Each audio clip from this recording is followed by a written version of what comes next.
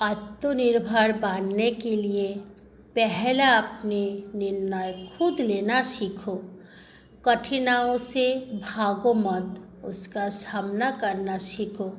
भगवान को अपना सच्चा साथी बनाओ, उन पर विश्वास करो, भरोसा रखो। जिस इंसान के अंदर ज्ञान की कमी और ईश्वर में श्रद्धा नहीं होती है, वो इंसान जीवन में कभी भी आनंद और सफलता की प्राप्ति नहीं कर पाते हैं।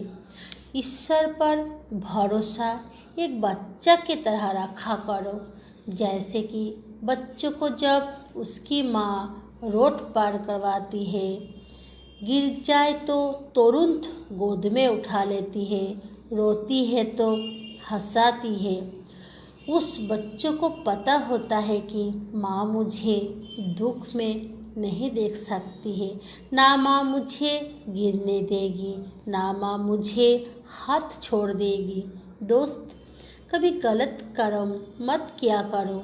अपना कर्म भुगतने के लिए गंगा पुत्र भीष्म भी नहीं बच पाया, और हम ये सोचते हैं कि गंगा में स्नान करने से हमारे पाप धुल जाएगी।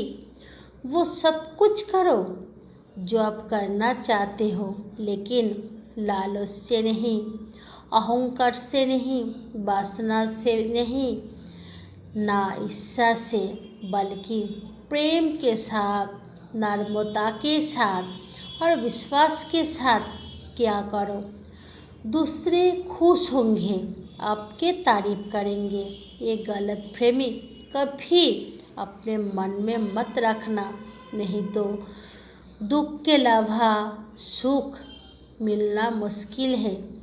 क्योंकि आजकल कुछ ही लोग हैं जो दूसरे की खुशियों में खुशी होते हैं, दिल से उसके लिए दुआ करते हैं।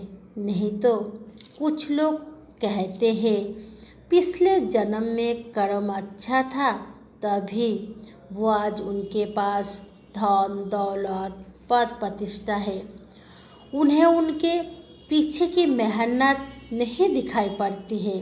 और पता है उन सब लोग कौन हैं?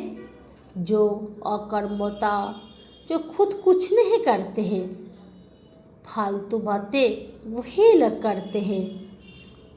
दोस्त, किसी के बातों को सुनना मत करो, प्रार्थना और ध्यान किया करो। प्रार्थना करोगे तो भगवान आपके बात सुनेंगे, और ध्यान करोगे तो आप भगवान की बात सुन पाओगे। देखो दोस्त, जीवन में कुछ ना कुछ किसी वजह से ही होता है। देखो हमसे गलत क्यों होते हैं, ताकि हम सही की कीमत जान सके। दोस्त, अच्छे कर्म क्या करो, जैसे कि मृत्यु के बाद भी लोगों को दिलों में जीवित रह सको। अपने अच्छाई कर्म बरकरार रखो, ताकि अच्छे लोगों की ज़रूरत पूरा कर सको। दोस्त, जिस इंसान को भगवान पसंद करते हैं, जिसे वो खास बनाना चाहते हैं, उन्हें वो हमेशा मुसीबतों में डाल देते हैं, मुसीबतों से उनका सामना करवाते हैं।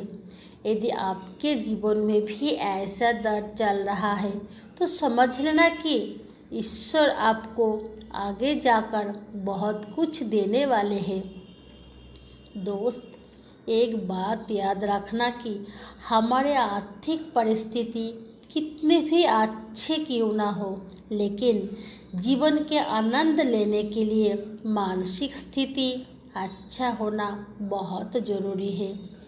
अपनी अंतरात्मा को कभी बेचो मत। एक यही तो है जो हम इस संसार में लेकर आए थे, और यही तो है जो संसार से लेकर जाएंगे। ईश्वर को उस इंसान को बहुत पसंद है जो उनके लिए रोते हैं, जो खुद के गलती पर रोते हैं। दोस्त, जब मन में बेचैनी लगे, कुछ नज़र ना आए, तो भगवान के सामने जाकर थोड़ा रो लिया करो, देखना बहुत सुकून महसूस करोगे। खुश रहना दोस्त। धन्यवाद।